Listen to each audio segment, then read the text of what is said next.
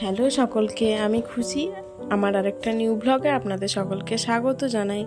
আমি চলে এসেছি আরেকটা নিউ রেসিপি নিয়ে। ফার্স্টে আমি কড়াইয়ের মধ্যে পরিমাণ মতো ঘি দিয়ে দিলাম। আমি এইখানে দিয়েছি 1 চামচ মতো ঘি। ঘিটা ভালোভাবে গলে গেলে আমি এর ওপরে দিয়েছি আদা আর লঙ্কা কুচো। তারপর দিয়ে দিয়েছি কাঁচা বাদাম। তারপর এইগুলোকে ভালোভাবে ভেজে নিয়েছি, দেখতে থাকো। তারপর এইগুলোর ওপরে দিয়ে দিয়েছি জিরে। ভালোভাবে নাড়াচাড়া করে নেওয়ার পর আমি দিয়ে দিয়েছি চিনি। তারপরে দিয়ে দিয়েছি পরিমাণ মতো লবণ। তারপরে দিয়ে দিয়েছি গোলমরিচের গুঁড়ো পরিমাণ মতো। তারপর ভালোভাবে নাড়াচাড়া করে ভেজে নিয়েছি, দেখতে থাকো। 15 মিনিট ভেজে নেওয়ার পর রেডি হয়ে গেছে চিড়ে ভাজা। তোমরাও বাড়িতে ট্রাই করে দেখতে পারো, অবশ্যই ভালো লাগবে। ভিডিওটি ভালো লাগলে like, comment, share and subscribe করো এবং পাশে থাকো, আমাকে সাপোর্ট করো।